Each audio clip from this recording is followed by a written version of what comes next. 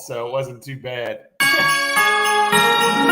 Deck the park with holiday lights, fa la la la la la la la la. Bring the fam and see the sights, fa la la la la la la la la. There'll be s'mores and holiday cheer, fa la la la la la la la la. It's the best time of the year, fa la la la la la la la la. Six Flags Holiday in the Park Lights walk-through and drive-through. Tickets as low as $29.99. Fa la la la la la la la la. Hey! Happy holidays, gentlemen. Merry Christmas. Merry Christmas. Merry New Year. Merry New Year. So that's a 2011 Six Flags generic commercial for Holiday in a Park. And, we're going to talk about, me and Scott went to Holiday in a Park, so we'll kind of give a quick recap on it. But it's all accurate still as of today, except, no more driving through the park. That's all done. They don't do that no more. So It's not hard. I don't know if any of them are doing it now, because most of them were doing it our Six Flags did it in the park. So the reason they're not doing it anymore is because, remember, they were basically doing that during weekdays, and then weekends, because they don't want people driving through the park, right? So they didn't. That's a disaster waiting to happen. Yeah, that's. But bad. I think it's the staffing. I think to be honest with you, not to jump ahead, but I think it's the staffing, and that's why they got rid of it, because then they don't have to staff. I mean, this whole year they cut down to 2 shifts. You know what I mean? Like, their schedule is basically trying to accommodate not 3, but 2 or 1 shift now, because now they're even doing 12 to 8 hours. So I have a feeling they were just like, we don't want to open Monday through Wednesday or Thursday. We'll just open Friday through Sunday, and they can see the pretty lights inside, But anyway, hello, welcome to episode number 25 of Some Great Adventures, a podcast where old friends who met and worked at Six Flags Great Adventures in Jackson, New Jersey, talk about our days in the park. As usual, our podcast is made possible by our friends at the Shared Universe Podcast Studio. We're recording via Facebook Live, so the video version is always available on our Facebook page, and the audio version will be available on all major podcasting platforms within a few days, or whenever my lazy ass gets it loaded up. I am Steve Hicks, and my co-hosts are Scott Loudon, Chris Peluso, Andy Auletti.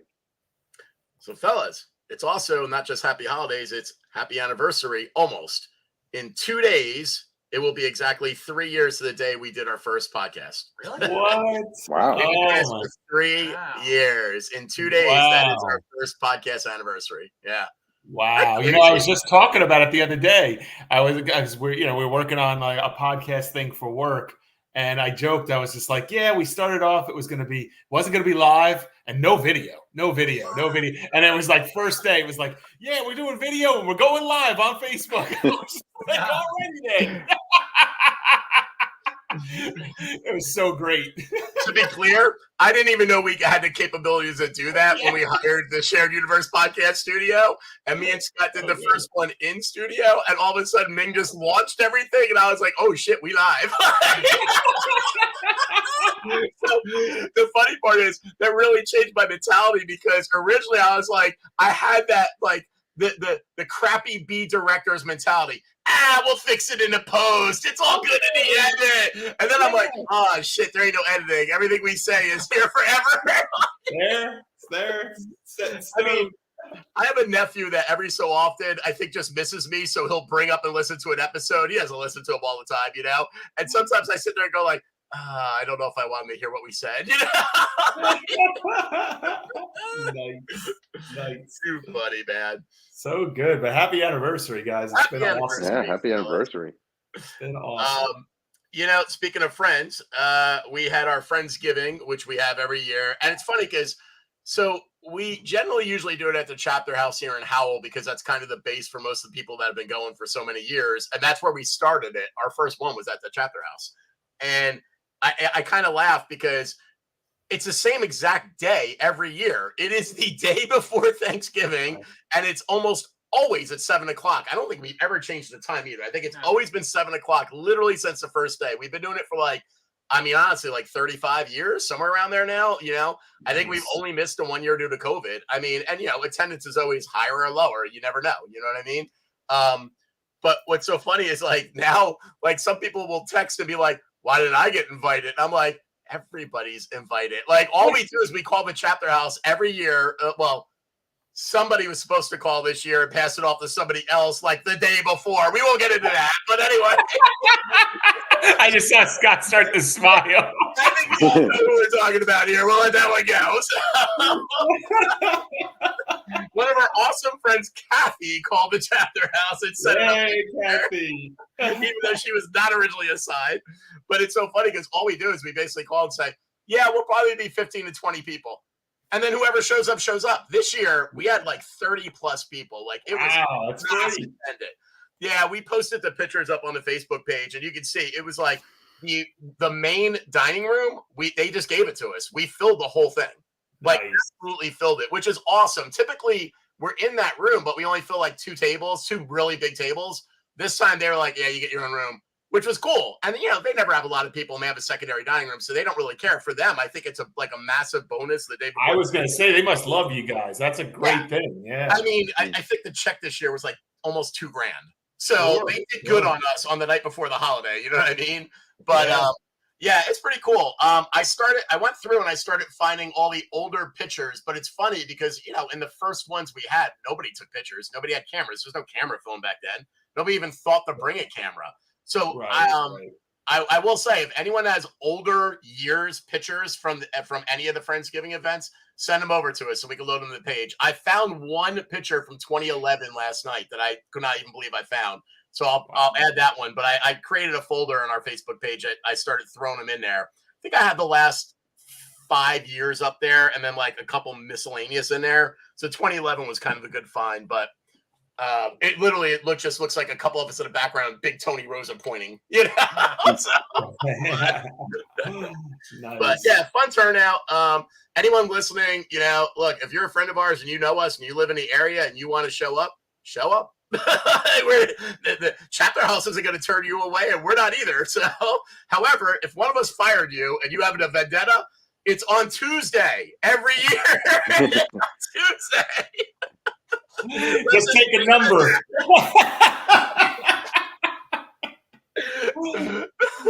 Or maybe it should be on Festivus, so the airing of grievances. They can all come in. No. I have a feeling that as supervisors, there's a lot of people that have grievances with us. A lot of grievances. The feats of strength I'm going to come out broken.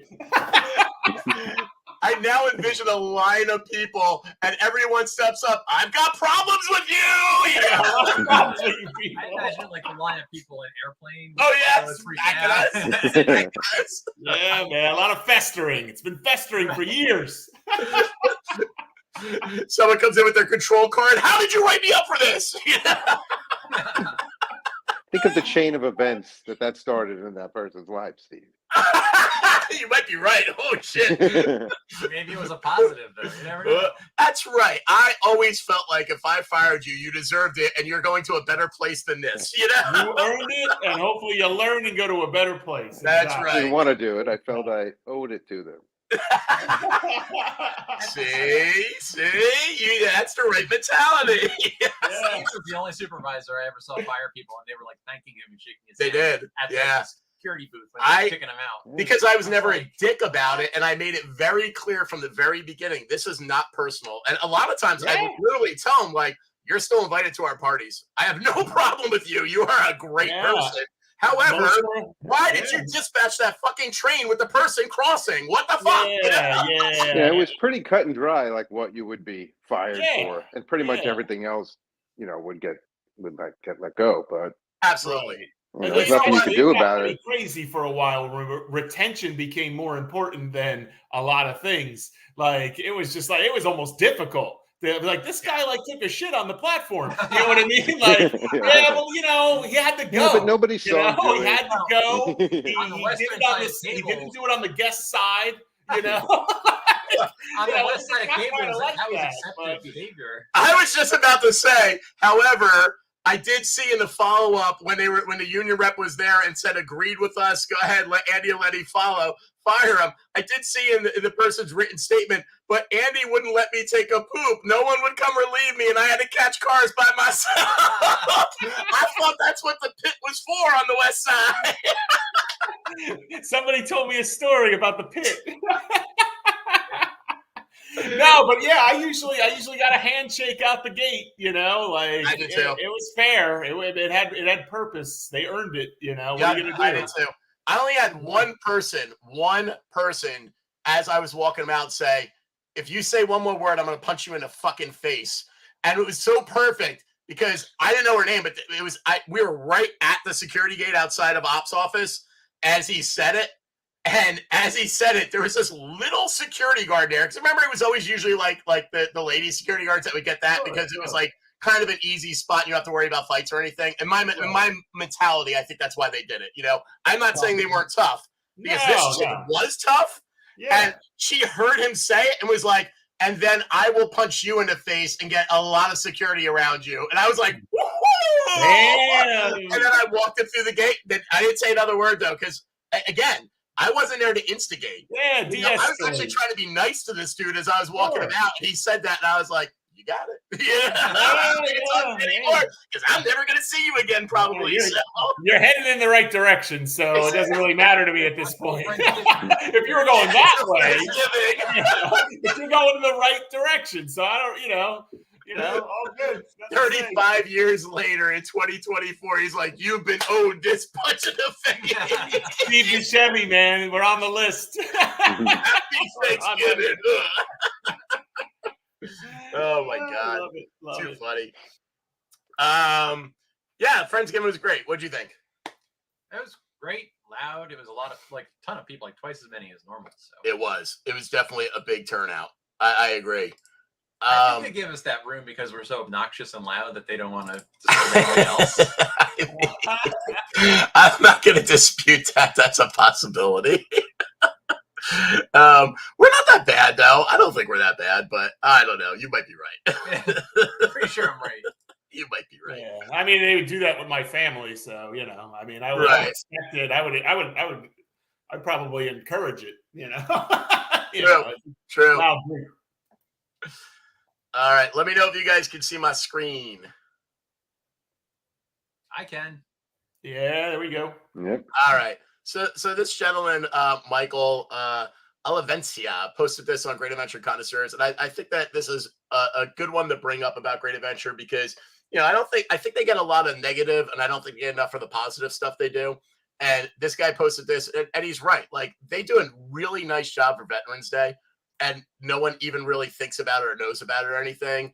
And I love that he was like, I came for the eagle. I honestly don't even remember this eagle being a thing. And when I looked at his pictures, I'm like, holy shit, that eagle's really cool, man. And I'll show you a better picture. But as you can see, the eagle's pretty damn big. And you're going to see how big in about a second when I switch to the next picture. But I also like that his little add-on. If you look on that right-hand side, and I'm going to go to the bigger picture, he saw where they were lighting the bottom of the cars on the cable cars, which I don't remember them doing in the past. And I don't know, that's not a maintenance car either. So I agree with him. If they're doing it to all of them as an add-in, that's pretty neat. I mean, Bring back the light on the mine train. What's that? Bring back the light on the mine train. Yeah, exactly. They should do a lot more lightings. It feels like, I almost feel like maybe because they're redoing the big wheel, and I mean, we all have to assume it's with LEDs because that just makes no sense to redo it and not be LEDs. But I feel like maybe they suddenly figured out, holy shit, we can do this with other stuff. And maybe that's why we're seeing it on the cables like this now.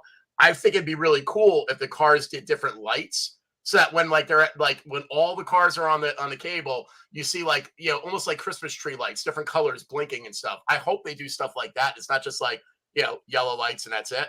But it's got to be a nightmare to make sure that's all charged every day. Oh, yeah. Well, yeah, that's true. Unless somehow these are powered through the wire, which is a possibility. Solar. Or it could solar, be. They are maybe. Very big on the solar now, so it could be solar too. And they're like we're going to talk about. They're doing an EV too for the cars. So they're definitely trying to get a little advanced in technology. So hopefully, but that was just a neat thing that he posted that caught my eye and I thought was really neat. But look at the fountain and how cool is that? And for people that are listening this on audio, this will be posted on the Facebook page. So you'll be able to see all the pictures there. But and full credit to this guy for posting it. That's why I made sure his name was there. I want to make sure he has credit for it. That is pretty cool. And also, I like that the characters came out with the American flag colors and everything. I think that's really neat too. Nice. they do a whole little thing with the trucks and everything. They do a little write up on it. Pretty nice deal, man. I think that's kind of cool. And then they, at night it looks really cool against the backdrop of like, Sky Scream and the big wheel and everything. Pretty neat, man. I thought that was just kind of cool. So I just wanted to share that because I thought it was just a neat thing that, again, they don't get enough credit for the great stuff they do that they don't really highly advertise. Like when they used to do the 5Ks, which I think they are still doing even in our park. I went and I did that I wasn't definitely not running when they were doing the 5Ks before, but as my job actually sponsored them. So I got to go out there and do it when they were doing the Susan G. Coleman one. And, again, they didn't get a lot of publicity for that either. And they were doing that for many, many years. And I feel like there's so many things they do that unless you work there or you're very local and you go all the time, you just don't know about it. So I want to give them a little shout out for that. I thought that was pretty cool. Let's dive into, since we started it with Holiday in a Park and it is the holidays, let's dive into a little bit of recap of our visit to Holiday in a Park. I will do something I don't normally do. I'm going to regret this. I will pass it off to Scott for his opinion of Holiday in a Park first. Yeah, you will. I mean, it's cool. Like the lights, I thought they did a really good job with the lights. They didn't skimp out. They like really went all out. Agreed. I mean, I went through like a rolling thing by me, like a car drive thing, and the lights were nowhere near as dense or as well done. I was like, we paid like $50 for that car to go through there. I'm like that. I did the same thing. We got a Black Friday special for the PNC lights, which ironically, at this point in time, we all know, we talked about this in a past episode years ago. Like, it's funny. We can actually say years ago. We've been here for 3 years now, but we talked about how Great Adventure and PNC lights were all the same people originally. It was the same one. Like, I don't even remember at this point now. It's been so long, but one of them stole that company, basically hired that company to redo what the other company, what they were doing for. It was either when they did PNC's Great Adventure, reached out to them and then hired them to duplicate it for Great Adventure, or Great Adventure or PNC did it after Great Adventure had them. But basically, that same company did both light set. I'm sure at this point, Great Adventure is just doing it on their own because they're not doing a drive-through anymore. It's just in the park, and it's the same setup they've had for the last few years as far as what they do. However, kind of like Fright Fest, they've been doing it for enough years now that they cover the trees and lights. They do all of that. And I put a lot of pictures up when me and Scott went. So you could, if you look on the Facebook page, you can look at our visit. You can see those pictures. But they had a ton. They had like their trees are fully covered. So when it does become nighttime and the lights are very visible, it is pretty, and the park is covered in them. So I agree. They definitely do a good light job. And I'm giving props. First they closed half the park off, like right at the game square. Half the park nobody gives a shit about. Like they closed that part down, and they had all the big rides on the other side of the park open. So all the coasters were running. So it wasn't like, other times we've gone, like half the stuff wasn't running. Like, yep, that was pretty lame. But this was good. Everything. Batman was running, and somebody like shit on Batman, Chris. They said that ride sucked, but I gotta talk to that kid. They had Nitro, they had Jersey Devil, they had Joker, like all the big rides, and I think pretty much all the small rides were running while we were there that day, so that was cool. True, and that's a good point, and that's something I was going to talk about too. They did actually shorten the park for Holidays in a Park. So traditionally, it goes up to the western, and they just block off the western section. But now everything past the game square was closed. Yeah, Carousel is where it ends. Basically, everything beyond Carousel going down to the west is now closed off, and they do not use the Fest House area anymore. So when we did the drive-through, you would actually, because the park was closed, it was only open for the drive-through. The drive-through would start in a parking lot right in front of Scream Machine. You would go in the Scream Machine area, and then you would actually drive through the whole park, and they would have all the characters for each section, because every section has their own characters, their own Christmas characters, like their own Christmas princesses and princes. They would be out there in those sections waving to you and everything, but it's kind of like the safari. They're the animals. You stay in your car. You don't mess with them, And you drive through, and it was beautiful. Like, they did an amazing job. You would end up coming out right near where the Fest House was. Okay, so you end up coming out all the way on the eastern side, and then you would park there and go in a back gate from the parking lot of the Fest House, and you would go through the back way, and basically the regular Fest House spot where we used to have our like GA, our like employee events, that would be where they had like all the holiday dinner stuff that you can get. And then the one next to it, the tent next to it, was set up as like Santa shop. And it was fantastic. And then they had like, cupcake trucks, and they had the s'mores pits and all that. That whole thing is shut down, and all that got jammed over into the eastern side, and most of it is right around the front gate now. The one thing I was a little disappointed about is that, like, when we went the first time, me and my lady, and we did the drive-through, we actually got a picture with Santa because the Santa shop was so cool, and there was like elves outside. It was kind of neat. Nice. Well, you guys know how when you go up to the fountain, you look to the right.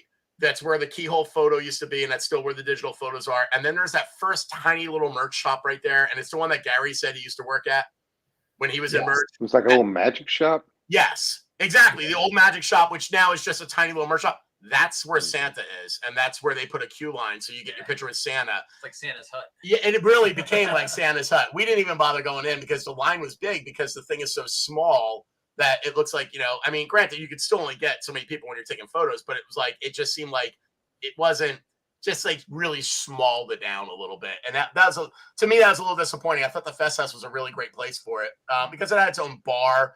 Plenty of room for the s'mores pits when you're not around people. Mind you, the mentality back then was COVID and not having people near each other. So, right. And now it's not that anymore. So now they're like, jam them in, Yeah. But that was a little disappointing. Not in a bad way, though. I mean, we didn't go in, so it might have just been fantastic. So I don't want to make that sound like we're shitting on it. Just it was a little surprising. The other thing that is a little weird is that so it runs November 24th to January 1st. Okay. It's basically like weekends only. However, the park is full. It's open every day from the 22nd of this month all the way through the 1st. Okay, except Christmas Day. So even Christmas Eve, it's open, and the hours are 12 to 8, with the exception of January 1st, which is their last operating day. It's 12 to 7 that day. The bad thing about that is it's getting dark here at 4:30, and now they're closing at 8. Yeah. So you're going there for a light event because, in all honesty, that's the spectacle. I mean, they have other stuff. They actually have they have a lot of show stuff around here. And our friend Chris Bassett's over in the comments, and he's already questioned about the one of the shows, which we'll bring up in a minute. They did change some of the shows, and they removed one of the biggest shows that everyone seemed to love. I mean, online is like going nuts about this. There's a show called Frost, and it's not there anymore. And it seems like a lot of people are really pissy about it, like not happy. And it was a really good show. That's one that we didn't see, so I don't have an opinion, and I doubt you saw it too. Did you? Nope. Yeah. So, but I can tell you right now, I know from the last couple of years that people would always constantly say it's the best show. It's great. You have to go see Frost. So we just didn't have time when we've gone. But they definitely changed some of the shows. However, I will say that they had like March of Wooden Soldiers type guys on stilts walking around. Right on the side of the big wheel where that big restaurant used to be is now they opened up a cookie shop for Mrs. Santa's Cookies where they had like Christmas cookies and stuff and like cocoa and all that in like a little like kind of like a food truck. And behind it, they had Mrs. Santa's Story Time. So Santa was there, like Mrs. Santa with Mrs. Claus was there doing stories and stuff. You could bring your cocoa in there with your kids, and it was kind of like hay bales and all that. They have that. The old laser tag right there is now set up to be a Hall of Mirrors, and it's a crazy Christmas Hall of Mirrors with the elves. And I don't know why, but it was free when we went. So and I saw that online. Someone was like, you don't have to pay for that. You normally do. So we were like, all right, let's go in it. It was actually super fun. And in the middle of it, they have an elf DJ. There's like this elf DJing, and she's like, don't stop moving, but she's jamming out. And we were like, I looked at Scott, and I'm like, if they had beers in here, we'd be happy. Like, this is awesome, you know? You would never get you'd have a massive rave dance party there, but it was pretty cool. It seems like a missed opportunity for a Krampus. Oh my God. I'm kind of bummed that they've never, as far as I know, they've never done a Krampus thing. Considering they go straight from Fest to Holiday. And you would think like, oh my God, it's such a perfect melding of the two holidays. And at least do it the first week. You know what I mean? But yeah, I've never really seen that. Because Game Square is not open, they have limited games open. But I will tell you, those goddamn big ass life-size bananas, all kinds of Santa bananas, elf bananas, gingerbread bananas. I'm like, what is the banana thing? Like, they're everywhere. And the worst is, my dumb ass who does not eat any of this as a 53-year-old male is like, I want the banana. It's horrible.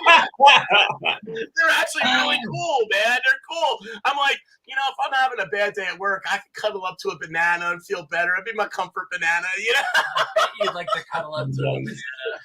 What a brilliant idea! why do we Whoever have in you? game started that. Just keep a warehouse full of bananas, and then just keep changing the hats. Honestly, yeah, maybe that is what they're doing. Well, I will tell you, they're actually fully dressed in their outfits, so it's more than a hat, dude. Like they're wearing vests and everything. Yeah, it's like an inflatable thing, and then they just probably change the sleeve on it or whatever. it ain't inflatable; those are stuffed. They're stuffed. Those are stuffed, dude. Really? Yeah, that's not an inflatable banana. Those are stuffed bananas. Yeah, that's why they're cool. You know, if they were inflatable, I wouldn't give a crap. You know, how do you know it's stuffed? Did you? Because there's people. The banana? I'm going to repeat what I said before. Why do we have them on here? We only need 3, right? We don't need 4. Right? But then you'd have to change the logo. It's so much work. That is true. Anyway, getting away from Scott. What do we call it? So, what else? What were my comments about here? Went through Santa.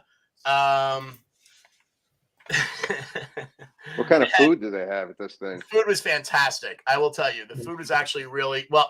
Okay, not for us, but for everybody else, the food was fantastic. So they have one place that has holiday funnel cake fries. They're like it has holiday sprinkles and raspberry drizzle on it. They have holiday beignets, which I was like, oh, they finally got into the beignet area, you know, topped with chocolate, caramel, or raspberry drizzle and sprinkles. They had holiday cupcakes in multiple locations and holiday cookies everywhere. Like almost anywhere you went, Yum Yum Grannies, holiday cookies were there. Okay, the trucks, they all had holiday cookies. They actually had in Yum Yum Palace, they had holiday turkey sliders. Okay, which at decently priced too, $13.99 and came with fries. Okay, and it was like 4 little sliders that came with turkey stuffing, gravy, and cranberry sauce, like a standard turkey sandwich, like post Thanksgiving turkey sandwich. They also had meatloaf holiday meatloaf sliders that were like the same type of thing. They had bread pudding bites. They had pecan pie, obviously the cookies. Now here's my one complaint. As a vegetarian, they really didn't have a lot for me, though. I mean, now that they condensed the park and almost every other eating place was closed, you were really forced to either eat at Yum Yum or Granny's or one of the food truck thingies that they had, which were not anything was really vegan friendly. However, my chick is, I'm not vegan, I'm vegetarian, but close enough. My chick will eat turkey and like, you know, chicken. So I was like, all right, I'm going to get this turkey sliders. And we were there at like, they closed at 9 when we were there, 9 or 8, 9. They closed at 9. And we decided to go eat at like 5 because we all got to the park at like 3. So we go over there at 5. We're like, plenty of time. You know, we should be good. They were going to meet us after we ate. We order the turkey sliders. Everything's good. I walk up, wait for my food, and the lady leans in and goes, yeah, we're out. We have nothing.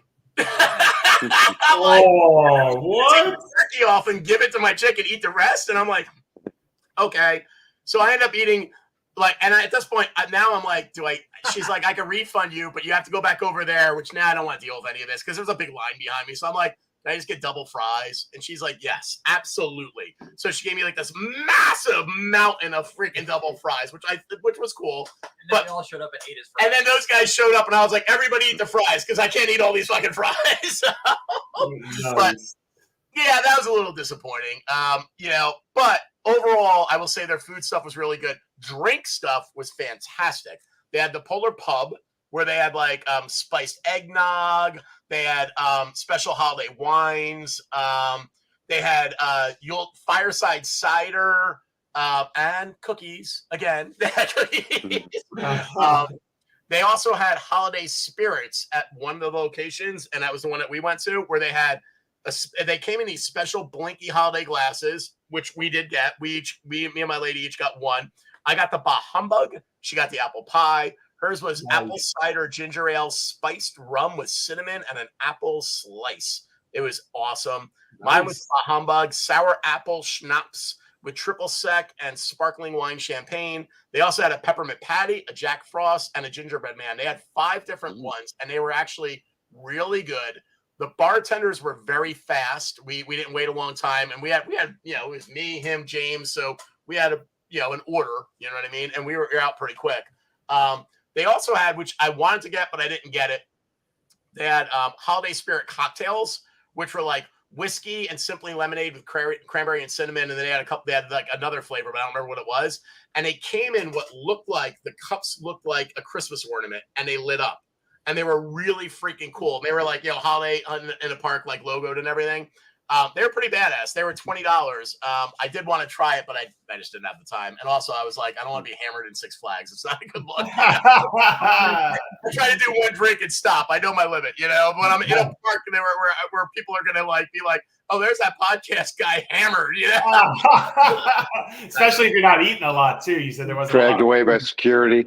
Yeah, exactly. Well, I mean, I had 100 pounds of potatoes, Chris, so I think I could have probably drank more, That's true. The display windows, because I am always, Andy, a visual merchandiser now, thanks to Denise Obis. The display windows were actually fantastic. They did a really, really good job. I was laughing because Scott's daughter was with us, and we walked by Skee Ball Barn, and the windows actually looked nice, and I was like, oh, look, somebody's got my job. Because literally that was probably the only window I ever actually merchandised in that entire place my entire year of full time. Ridiculous. Nice. Let's see. I gave the negative about the lights. That was a little disappointing because we got there at 3 and you basically had to wait 2 hours. And what's really weird is they just, I guess because they're on solar, they just have everything on all the time. So the lights are on. If you look close, you can see they're on, but you can't see anything. Right. But when it got dark, it was really nice and really pretty. I give them that. Let's see. What else did I have to say?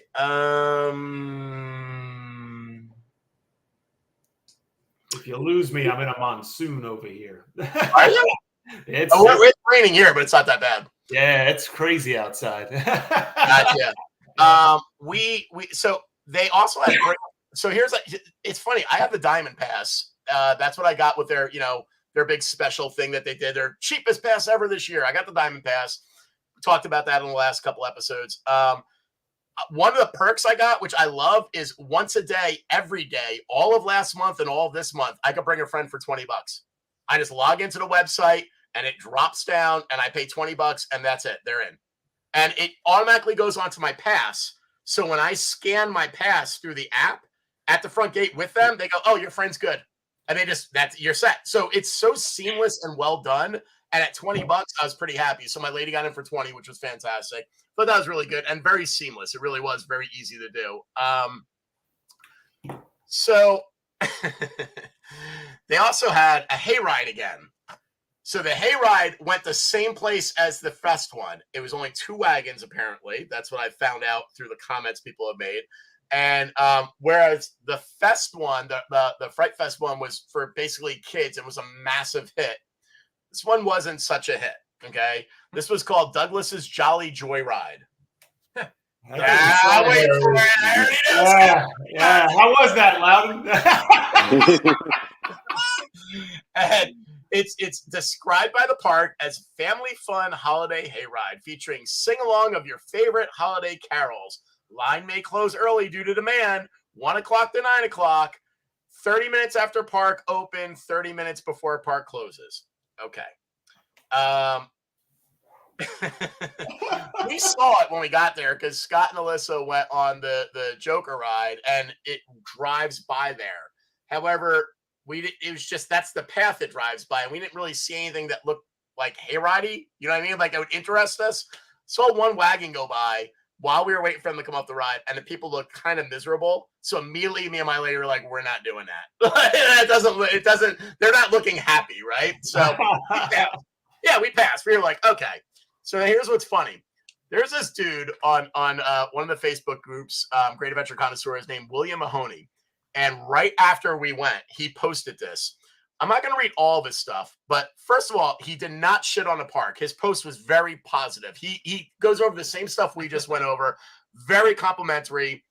Everything that he's saying is great. He said the exact same thing. He went to the Main Street Ale House and they served the beers the fastest. And he's like, I don't care if the boardwalk area was closed. I think that by condensing it, it was a better thing for them to do because now all of the decorations got jammed into a smaller area, so there was more decoration. I agree with them. It looked great. Like the park was decorated beautifully, and it kind of did feel like maybe they had more to decorate with because they jammed everything into one area.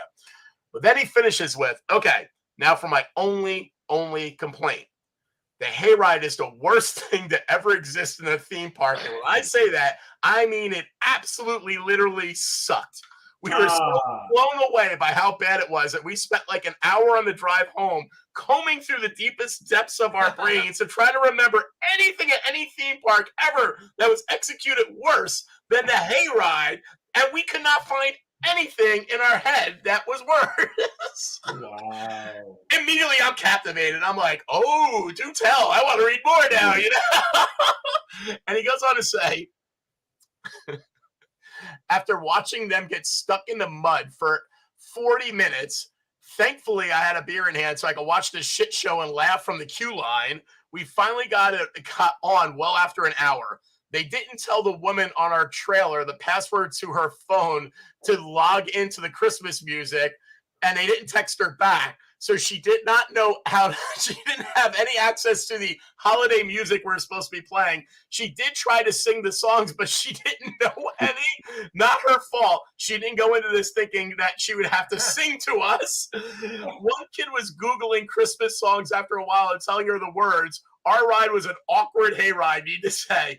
It was also in the dark. Here's where they really failed. There are 0 Christmas lights. Once you get out of the park and you're heading towards Zwicky Manor, and I'm saying this, he didn't write this. Yeah. Basically, once you're out of the park where the lights are for everybody to walk around, they didn't put any lights up. So now if you're in the nighttime show, which you think is going to be the best thing in the hayride, right? Yeah, that's what I'm of If course. nothing else, I don't care about the Christmas carols. The lights will be cool, and we get to go to Zwicky Manor, right?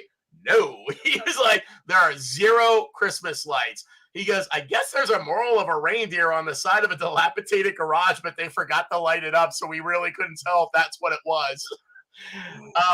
This ride probably has the highest staffing requirements of any ride in the park for holidays in the park, and it literally is the worst thing, so we don't know why they did it. And then he goes on to, say a couple more things about it and everything. And then he ends it with, again, I do not take this away as the park being horrible. This is my only negative. I really thought I had a great time there. I bet I know why they did it.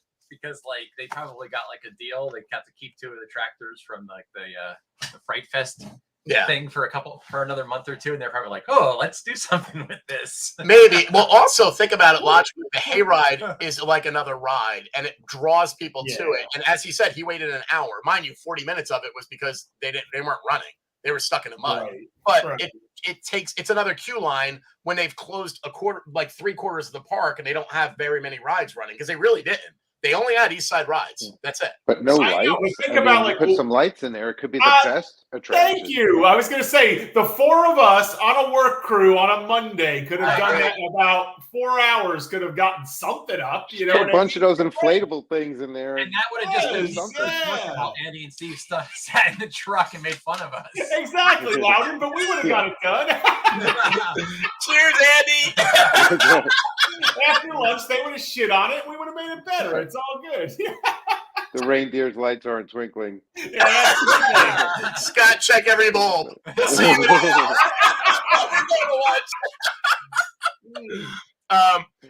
One of my favorite things, though, is that this is why I love the Facebook groups. There's like a lot of them, okay? But I've kind of cut it down to follow the funniest and the best ones, because I'm trying to get it to where I'm finding ones that give me the best information while also the ones that make me laugh the hardest. And this one is specifically all about our park, so it does make me laugh.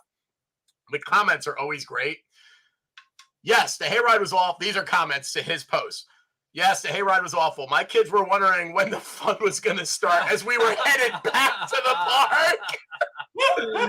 The next one. Separate person. The hayride could be cute if they put some effort into it. Even a single damn strand of lights leading the path would make it feel like a ride, and not that you've been taken hostage deep into Six Flags woods. It wouldn't be expensive to buy some bells for the riders to have them participate in the songs. They could even make that money back if they set up a little stand and sold cookies as you boarded. Seems like they stuck a wagon on a mud path and slapped a festive name on it, which this one made me laugh even harder, because I'm like, I think I just pointed out there were cookies everywhere in the park except the Jolly Hayride. Oh, man. And then another person put, the transmission on our tractor kept grinding the gears and stalling out. The engine causing us to wait for off-road assistance multiple times. Somebody else added to his. Yeah, that was both tractors. The trannies were about to blow. That's because they taught that person 15 minutes before it opened how to drive a tractor. Bingo! I knew you guys would get it. That's why I was reading that one. And then my favorite is the last comment I saw was, I'm in line for it right now, and these comments are cracking me up. I'm thinking I need to leave.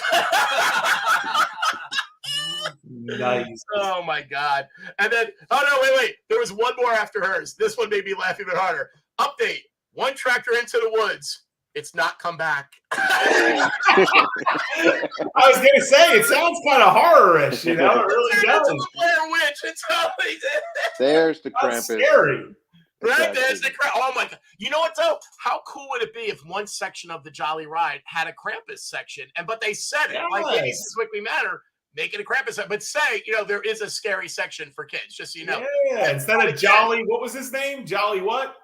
Oh my God! Yeah, what the hell is it named? Jolly Douglas? Douglas is Jolly Douglas. Ride, But you know, Jolly Douglas was probably wearing like Jason's uniform from the Horror Nights, and they just put like a Santa beard on him or something. That's true. It's funny. I didn't even think about that or check in to see like or even look up why they named it that. I have no idea why it's named that way. Off the top of my head right now, I'm sure if we thought about it for 5 minutes, we could figure it out, which we're not going to do. But I have no idea why they named it that either. So now it's something I have to follow up on because now I'm curious that you're saying that.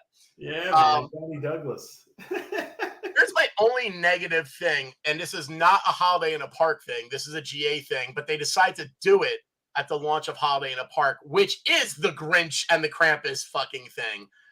Six Flags decided to do what they saw other parks doing, and they didn't hide it. There is absolutely a sign up on the windows, okay? And I don't know if you guys can see it in the camera, but this sign is on the windows, okay?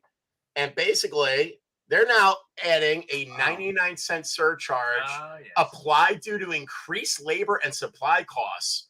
Now, here's the fucked up thing about this. It's a 99-cent fee per. So someone would immediately say, and some people did say, why don't you just raise the fucking prices? Why are they adding a surcharge? There's a good reason for it. Because if you raise the prices, okay, you're getting it per item, and people will be really pissed off depending on what you're buying, right? However, because if you raise the price 99 cents on every single thing in the park and you're buying sour cream that's 55 cents, well, you just really got fucked, right? Because they just marked it up by twice. However, it's a per transaction fee. So if I go and I buy my potato pancakes during Oktoberfest, which is what I generally eat every Oktoberfest we go there because they're fantastic, but I forget to get the sour cream. And I go back, the extra sour cream is 50 cents. Nope, not anymore. It's $1.49 because every transaction has 99 cents added to it. Apparently, if you're on the meal plan, you don't get hit with it. They somehow reimburse you back on it, so you don't end up getting hit with it per transaction. But if you're not like us, we got hit with it like I did. I ended up paying an extra 99 cents to not get my turkey sliders and eat a double mounting of French fries. And other parks have done this too, and it's kind of a scumbag thing to do. But the reason first of all, I don't think it's a scumbag thing for them to add it in general. If that's what they want to do, it's no different than the crazy, wacky shit they do with the season's passes. Where I think it's a scumbag thing to do is that they did it for Holiday in a Park is when they launched it. You're literally open for another goddamn 31, 32 days. Yeah. Not even that when you count the weekdays you're not open. No. Why the fuck would you not wait till like opening day in 2024? Probably because it was a test. Yeah. People would bitch about it. And then, but they know they're going to bitch about it. But so that's ways to solve that too. Like, you don't do the surcharge on anything. You look at your beverages, your waters, your sodas. Maybe you don't do it on that. Everything above. So you don't get hit for your sour cream. You don't get hit for your small items, But if you go in there and you buy something larger, that's where you get hit, and then at least avoids that, Oh, I forgot this type of thing, just don't give a shit. They don't give a shit. But the launch date really does piss me off because I feel like that is a Scrooge goddamn thing to do. That actually needs it as well. Maximize the probability of the small, time of the year that they run this thing. Yeah. I don't like that at all. That kind of made me mad. I honestly, again, I'm not mad that they added it. I'm just mad that they added it now. I'm like, I have to be a little smarter about that. Yeah, but that makes me mad. Any place I go to, I see that. I mean, when did labor not become a cost of doing business? You're already paying for the labor. Yeah, it's like just figure it out, but don't show me any sort of surcharge or anything like that. You know, just figure out your food cost and all that, and work it into the price. You know? Well, for an amusement park to use that as an excuse, saying it's for labor and supplies, is like that's what your fucking ticket That's what prices food are. costs. That's what their expenses are. Exactly. That's why you charge next? An $10 electricity for a surcharge? cheeseburger, you know, and you don't charge $3 for a cheeseburger at a theme park. Exactly. And most of their employees are not even like in this country. They were brought here on visas. So it's like, especially in food service. So it's like, who are you kidding? Like, they're not actually, you're not paying them minimum wage. Like, Yeah. And I didn't mention it, but opening day for them next year, March 16th, Saturday, March 16th. That's their opening day. So I meant to mention that at the beginning, but I just forgot. The other thing that we did get to see, which I did post up, and I sent you guys a picture separately because I know sometimes you guys never log into Facebook, but I did post that they do have, as you're walking into the park, in front of front gate, a life-size glamping tent. And it was awesome. Like, I can't say anything else about it. It was fucking awesome. Nice. So they also put up like a bunch of signs explaining what was going to be the offer. No pricing yet. Still no pricing. But they do say it's 20 ultra luxurious glamping accommodations, meaning there's 20 different cabins available at one time. Okay. So, which is kind of cool because you're only dealing with 19 other families if you get one. Okay, right. It looks like it's in the giraffe area, so it looks like you will have access to the giraffes basically at all the time. I don't know if that's really how it's going to be, but that's how they're kind of presenting it and making it look. They're not being open about it yet. And if that is the truth, I mean, actually in the area, I think it's in the area. Yeah, I think it is in that giraffe area. I think that's where it's going to be. I don't know how that's going to work. I don't know if that's even accurate, but that's what it looks like. That would be pretty goddamn cool, though, to wake up and have a baby giraffe sitting there while I'm drinking my coffee. I'm not going to lie. I think that'd be pretty goddamn awesome. I love the animals. I think that'd be neat as hell. They do have a layout of it, but you can't really tell how it is or even really where it is on the, as far as in the safari. They have 3 different types of cabins. The Kingfisher is the one that was there. I'm pretty sure that that's what it was because that's one that sleeps up to 4. And it looked like the same porch that they have. They have the Kingfisher, which sleeps up to 4. They have the L-shaped Shaka, which sleeps up to 6 and has an L shape, so it has a bigger porch. They have the extended Shaka, which also sleeps up to 6, and it just looks like it's just a regular building as opposed to an L.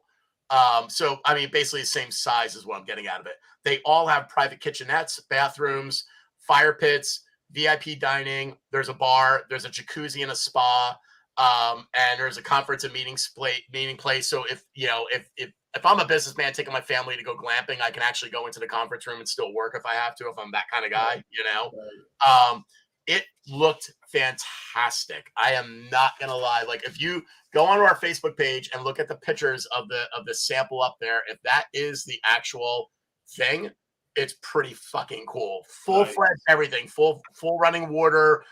It looks like they have Wi-Fi.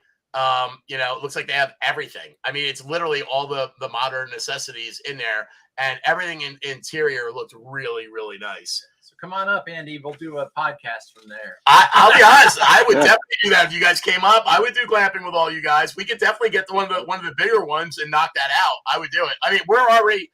You could book it now. They have a QR code on the thing, and the QR code is on. Since I took the picture, you could use the QR code on the picture I took. That's on their Facebook page. It allows you to go to their website. If you go to the website, you can sign up now and be the first people to be offered, when it's available to book. So I did that immediately because I want to see the pricing, and that's what they're going to send out first is the pricing, obviously. So we kind of talked about this a little bit offline, and we were talking about our guesses for the prices. What were the guesses we all said? I don't even remember. I have some of it here, but I don't have the ones we guessed. Andy, what was your guess? Do you remember? I'm not sure, but thinking about it now, I'm thinking minimum, $500 a night for one of those things. Right. At least in the prime season. Do you think it's $500 for the building or $500 per person? No, for the room. For the smaller one. How many does it sleep? How many does it 4 sleep? for the smaller one and 6 for the 2 bigger ones. Oh, okay. I could see 200 to 250 a person, but a 4-person minimum, making it like $1,000 a night, possibly, because it's also the experience, not just the room. I'm guessing you get everything. If you get the glamping, you get the giraffes, right? Yeah. So they're also selling that experience along with it. So Absolutely. I bet they go per person on it. You absolutely get to feed the giraffes during that experience. Yeah. Even if it ends up not being in that area, that is absolutely one of the things that they put down there. Right. Those both of your reasonings sound logical, but it's great adventure here, so they try to like squeeze everything out of you. I'm going to say no less than 400 a person. Like so, 1,600 for a 4-person, 2,400 for a 6-person. I was thinking close. I was thinking 300 per person is probably what they're going to go for. However, because you guys got me interested in this when Andy like posed like, what the hell do you think they're going to charge for this? I actually did a search, and there was an article done in July 17th by a girl called Sally French online. You can look it up, and the title is "Tent Glamping's on the Rise, and so is what it costs. More than a hotel room, analysis finds." And she did a lot of work on looking up what the current glamping sites were and all that type of stuff. So basically, this is kind of a good recap of glamping as well, because I didn't know what the fuck glamping was. I mean, I kind of got it from the wording, but I'm like, what is it really? I don't know what it is. You know what I mean? So she actually explained everything in a pretty good way. Glamping is a fusion of luxury and nature, where tents are filled with plush pillows. Some even have private bathrooms with heated running water. Campgrounds typically are outfitted with fast Wi-Fi, and such camping activities as pitching a tent and starting a fire are already done for you. But the blend of outdoor glamour with hotel comfort commands prices more expensive than those of high-end hotels. And then she goes on to say, the price you pay. U.S. National Park visitors in 2021 spent on average $351 daily per group on traditional lodging outside the park, such as hotels or bed and breakfast establishments. Parties who camped spent just $149 on average, according to a Department of the Interior 2021 visiting spending report. That's a 58% discount for visitors willing to exchange concrete for canvas. But canvas doesn't always connotate cost savings. That is, if you're glamping. For example, you might pay $650 per night after taxes and resort fees at Under Canvas Zion as part of their glamping trip to Utah's Zion National Park this fall. Situated about 30 minutes from the park's entrance, the resort's accommodations include safari-inspired tents with beds, bathrooms, hot showers, and wood-burning stoves. I will say, that is one of the biggest national parks that we have. That's the price that they had this year, and that's actually less on the accommodations and Great Adventure is offering. So think about that. Great Adventure is actually better. It's not wood-burning stoves. You have regular everything there. You have a full kitchenette. You have a full bathroom. You have everything. So that's a little surprising. She goes on to say, at Zion, there's no electricity, but guests can borrow USB battery packs to keep devices charged. The resort fee covers all you can roast s'mores, live music, and yoga classes. That's for the Zion one. That $650 covers the entry-level tent, which accommodates 2 adults via a king-size bed. The suite tent, which includes a queen-size sofa bed in addition to the king-size bed, thus better for families, can run $850 per night on autumn weekends. So this is based on basically 2 and 4 people on a queen-size bed, and it looked like they had, a king-size bed and a queen-size sofa bed. They have kind of this setup at Six Flags, but now that we're thinking about the prices, I'm thinking we're probably looking at more like Six Flags will probably maybe have $1,000 flat fee for one tent, and maybe like $1,200 for the others. I can't. That's what what I'm I'm thinking. A deal. Their way, like our market, we're. So remember, it's not such a deal if it's only a day per day. I'm telling you, I would put money on that. That's going to be like a minimum like $1,600 for like a 4-person tent, because I'm like, oh well, you're going to get the African safari experience without having to go to Africa. So it's going to be, people are going to be willing to pay for it, and a lot of people in our market will be willing to pay for it, like New York, Philadelphia. Right, true. Making tons of money down. And there'll definitely be add-ons, like some type of tour of the giraffe or safari thing. I'm sure VIP tours, things like that, will be extra. Frolic with the baboon. It doesn't include feed the buffalo. You did that for free, Chris. Exactly. All you had to do was put your life on the line. I'm not gonna lie. I don't want. Yeah, but I don't want anyone else to feed a buffalo. That was our thing. Exactly. Our leaves. She goes on to say a bunch of other stuff about like a lot of stats, but basically her whole point was that because of COVID, camping itself went up across the United States, across the world, but definitely across the United States by like 75%, because it was the one thing families could still do and not be near other people. So they're only be risk with their own family. So a lot of people went camping. She said glamping, because it had to be done by a staff, wasn't really happening at the time. But since COVID, since all the restrictions like released, camping's now gone down about 20% since COVID, basically, like, since the restrictions got released. But glamping's gone up by 75.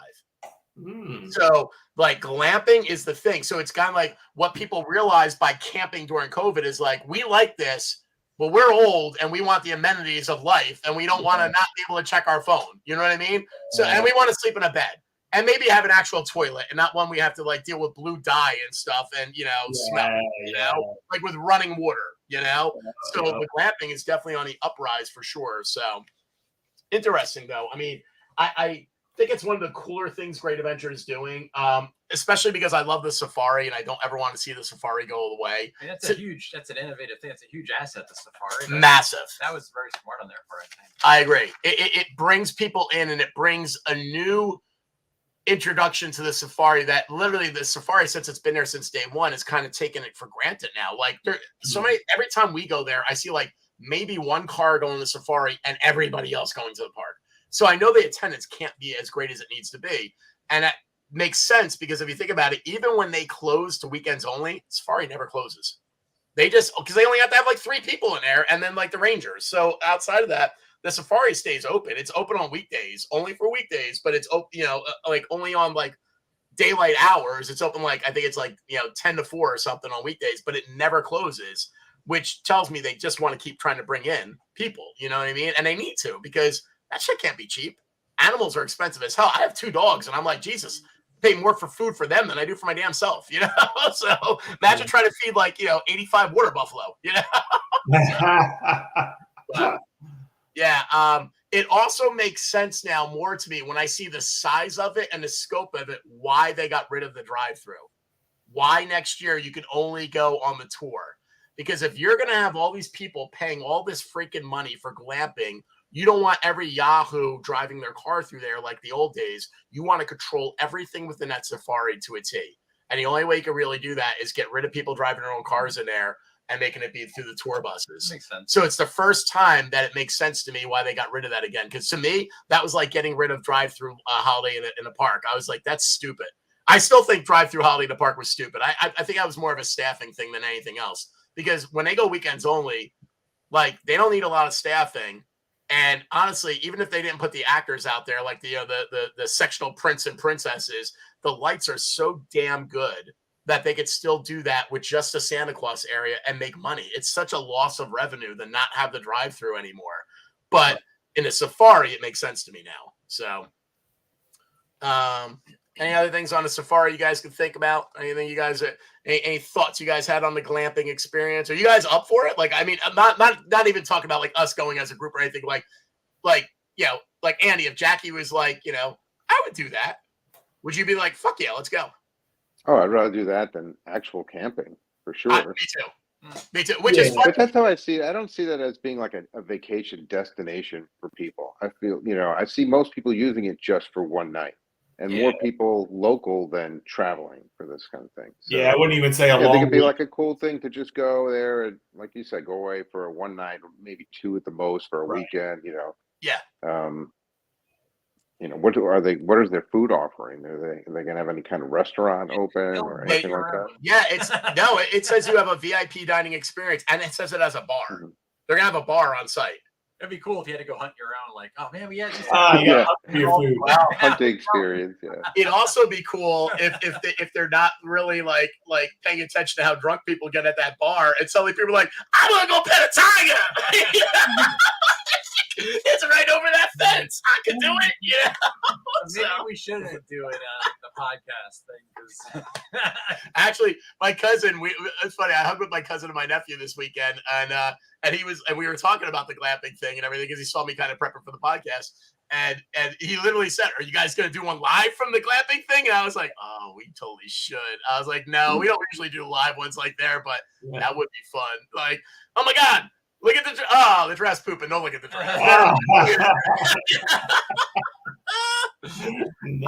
You know what? Here's the thing. I agree. I don't think people will aim to go there specifically just for that. But I do think that if they see that as an option on the website and they're driving from out of town and they're only going to the park for one day, that makes sense to stay there overnight, enjoy the safari glamping experience, and then do the park the next day while their own stuff is just left in their car and then go home at night. So I think that's where they might make out, where people are like, I could get the best of both worlds, a really cool safari glamping experience and the park the next day or the day off. I mean, that sounds like a good one, but I could see tons of people with families who'd be like, oh, I could just drive in a couple hours and do like a safari like for the night with my family and like. Well, that's it. I could see a ton of people. That's my point. That's my point. I'm saying there's two different types of mentalities to why you would want to stay there. It's not just for the safari experience, though. It's also like, why stay at a hotel like 45 minutes away when I can basically stay on site, and the second we check out of that glamping experience, I go right into the park. And then there's like the the spouse looking to off their significant other who's going to go there and Well, like feed their wife or husband to the tigers. We all know whose spouse that is, buddy. We all know. Kathleen would happily feed me to the lion. Kathleen like she's listening to this podcast and she's like, let's check our policy to see if it's covering Scott for lion death. Lion death needs to be on that policy. To call them up. Tell me about this nighttime lion feeding. Exactly. More details. Exclusion in my life insurance. Yeah, for real. Our friend Chris just put, remember when they had the laser show not too long ago? I don't remember a laser show. Am I forgetting? Do you guys remember a laser show? Laser show? No, I don't remember. Nope. Now we gotta look it up, Chris. Laser show what, during the summer? I remember a laser show. There was we had a laser show. Like a long time ago. I just remember fireworks. Yeah, I don't remember. In the Great Arena, there was a laser show. Oh, you're totally right. That was a long time ago, though. That was a long time ago. Yeah. But he's saying not too long ago, so they must have had another laser show. They must have found the laser unit. They dusted off the old lasers. Yeah, they're like, hey, look at this thing. It still works, Yeah. Or they bought some starlights. Some boom starlights. It's got a good deal on them. I'm going to have to look that up. That's a good one. I'm glad you brought that up, Chris, because I didn't know they were doing another one, so we'll have to look it up. That's interesting. All right. We did veterans, we did holiday, we did glamping. Let's see. Let's talk a little bit about something that everybody was buzzing about in early November. Six Flags did a press release on November 2nd, and then they hosted a conference call the same day. And the press release title is Cedar Fair and Six Flags, the combine and merger of equals, creating a leading amusement park operator. Combined company will benefit from expanded and complementary portfolio of 42 iconic parks, 9 resort properties across 17 states, Canada, and Mexico. There is a strong financial profile and cash flow generation expected to facilitate investments in park upgrades, expansions, and new innovative offerings as a part of this merger. So, interesting. Cedar Park and Six Flags merging. It goes on. I highlighted what I think is the most important pieces here.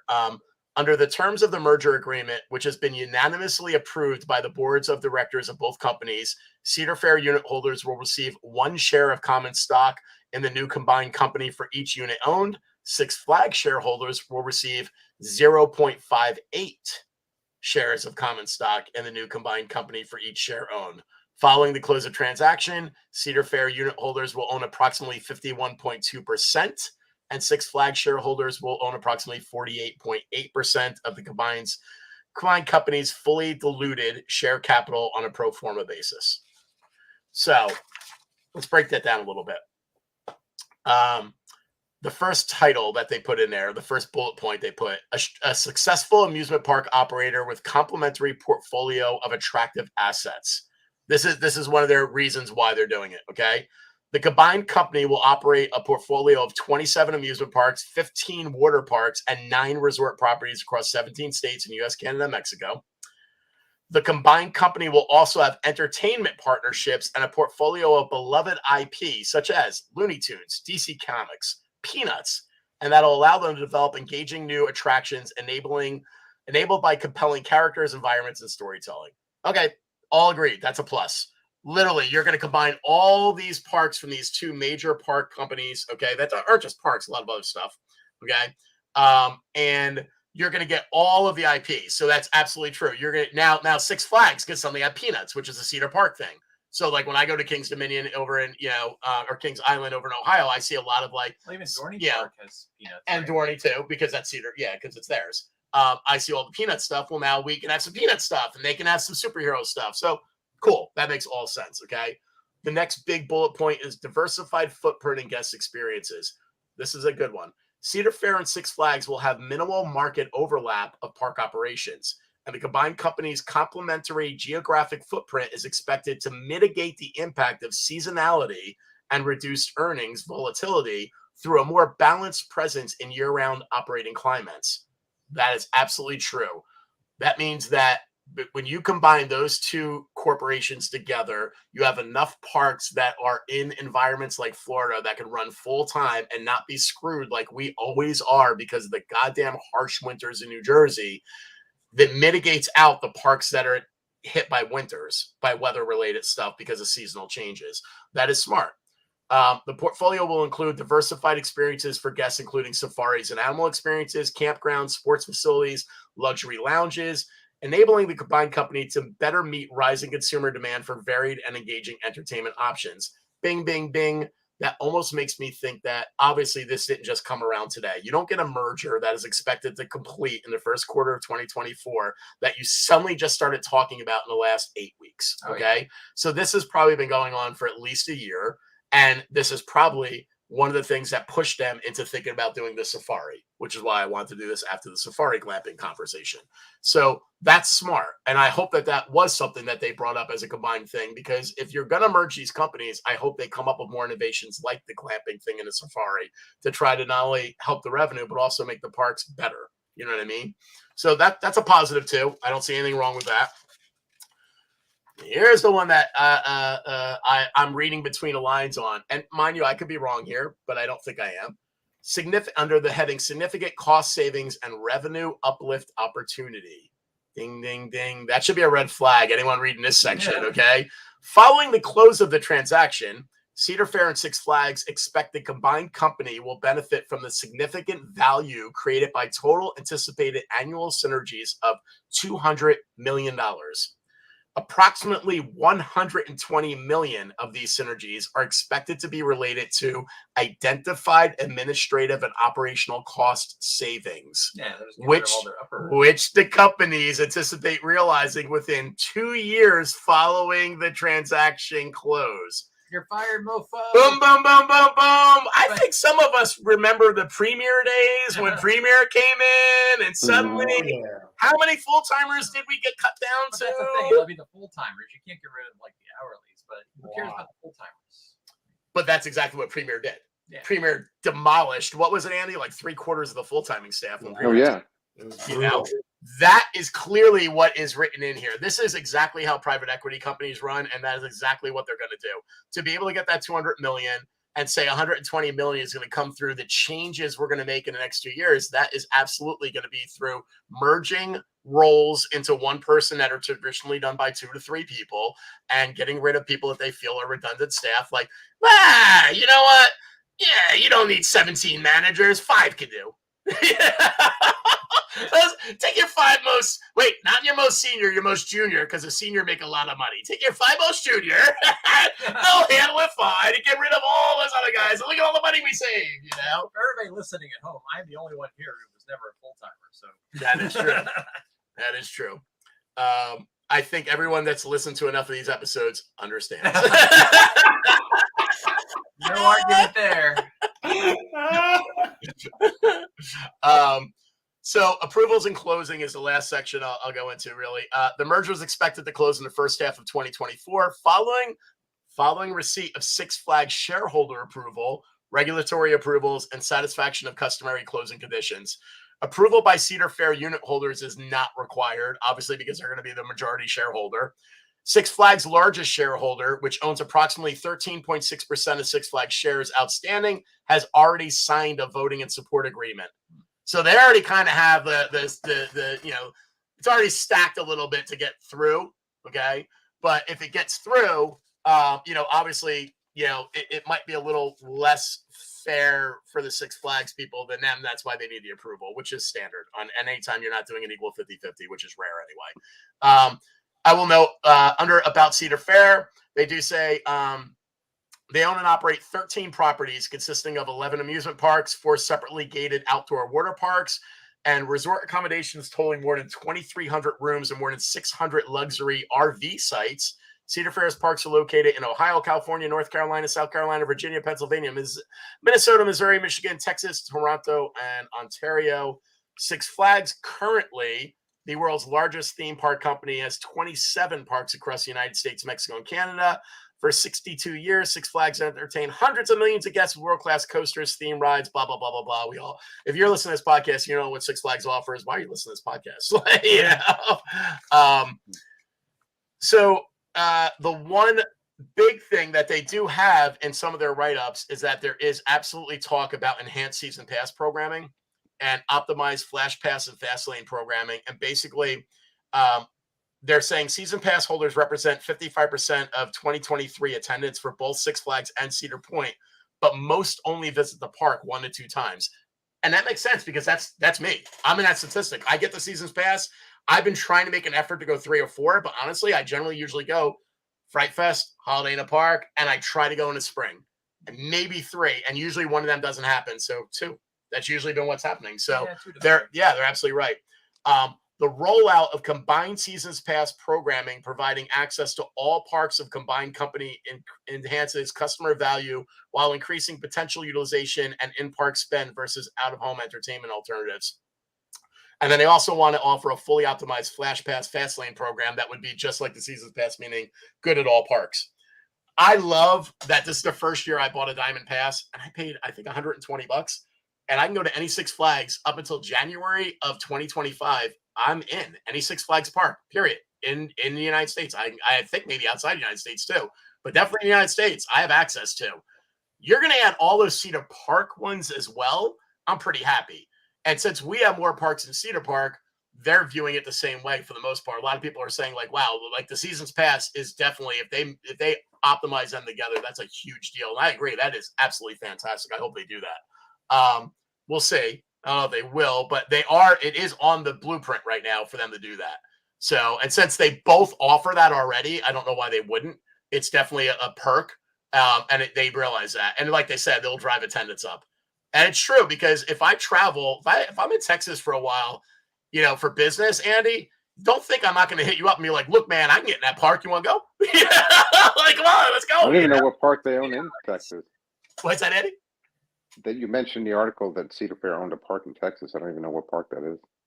So funny you should say that. So on a separate page, I brought up if you look up what parks are currently in Cedar Fair, there is a site called themeparkcenter.com that constantly updates, and they do list out all, and they have actually an article, all of the Cedar Fair park locations easily explained.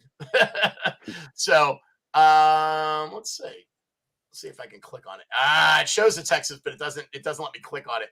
Yeah. Well, first of all, they own Knott's Berry Farm, which is a big one. Okay. So they have that. Whatchamacallit. They also own, out of their bigger parks, they have Knott's Berry Farm. They have Carowinds, which is in North Carolina. That's a big park I constantly hear about, people post about. They have really good rides. They have Cedar Point in Sandusky, Ohio. That's another massive park that people talk about a lot of times. They also own Dorney Park, which I always forget we have Dorney Park still. Yeah. I just forget it's even there in Allentown, Pennsylvania. And it has a water park too. They own Dorney. So, and it's funny because I always hear people talk about the Steel Force ride, coaster, and they have that one. So, they also own King's Dominion in Virginia, which is a big park. They also own, which I absolutely love. Kings Island in Ohio. I went once so far with my family, and we went during their Fright Fest, and it was such a good experience last year. Like, I mean, really, real. I don't know if it was last year or year before. I forget, but it was fantastic. Like, that park kicked ass. Then they own, let's see, Valley Fair in Minnesota. I don't know that park. Its best ride is the Wild Thing. Sounds cool, but I don't know anything about that.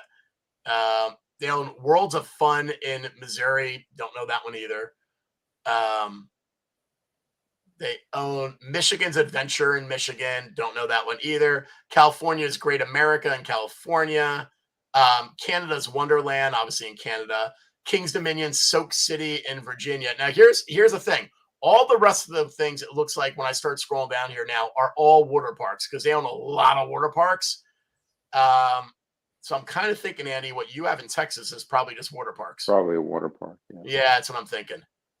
It's funny, though. I'm scrolling down, and here you go. They own Schlitterbahn, New Braunfels in New Braunfels, Texas, which is definitely a water park. Let me tell you, though, that is a really, really good water park. Is it really? I've heard of that park. I actually seen it on travel shows. Yeah. That's like a 2-day water park you could spend. Well, guess what? They also own Schlitterbahn Galveston in Galveston, Texas. So I think it is just water parks for you. Mm-hmm. And that's the big ones. That's this article I brought up from this site is just like the big ones. Pretty good though. I mean, those are good parks. I'm not gonna lie. Like I would not mind visiting any of those parks. I mean, yeah, they were awesome. I mean, it'd be interesting to see, and it sounds like just from the percentage of ownership after the merge that, like, you know, the Cedar Fair Parks is like gobbling up Six Flags in a way, even though they're almost equal. Yeah. But like Six Flags always seems to have like a quantity over quality mentality. It'd be nice to see if, like, you know, the merger, like they start to invest in some quality over quantity. Agreed. This. Well, it's funny you should say that. So if you go online, there is a massive debate on if this is good or bad. And it's funny because even me and my cousin got into a not an argument, just a conversation about it over the weekend, though, about whether it's good or bad. And like, he thinks it's going to be bad because, I mean, generally what happens when it is being clearly, when they say they're going to definitely save $120 million, what happens by doing that? They're going to definitely make a lot of changes. And usually that means a lot of cutbacks. And that doesn't necessarily mean better.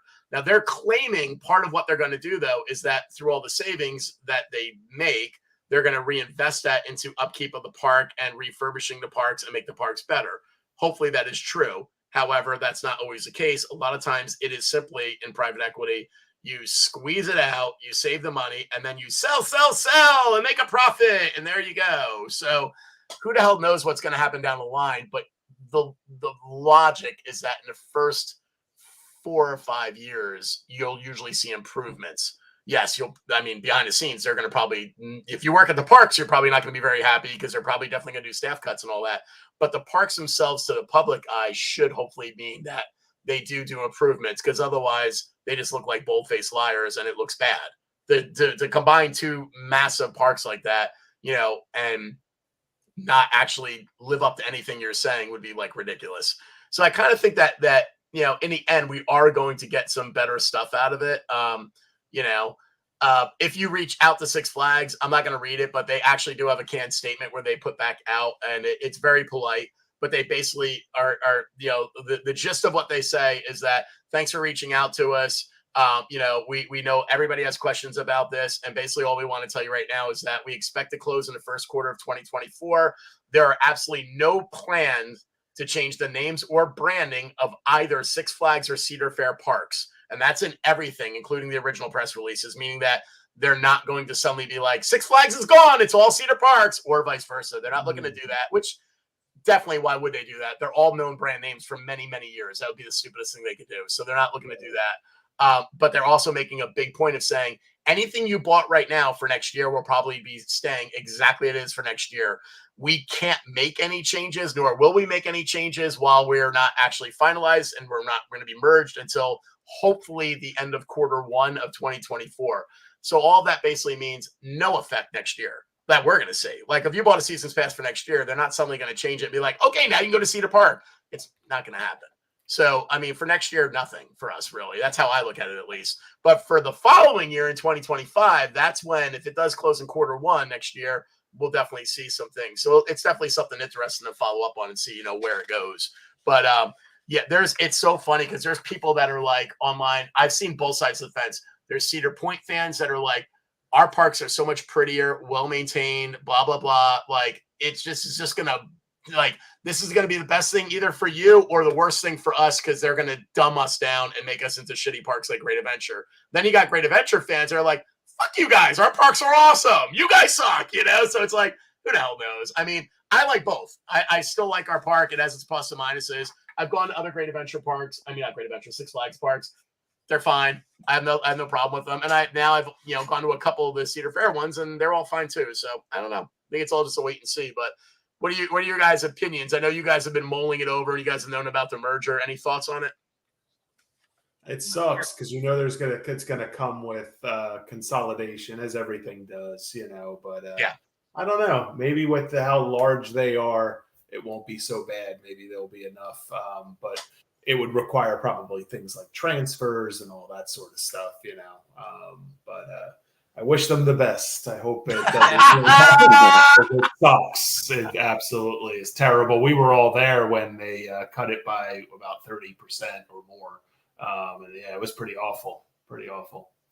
Well, I mean, you think about it, though, the very senior execs, they're not going to have any reason to keep both of them around. So whichever one really gobbled up the other, those people are all going to be out.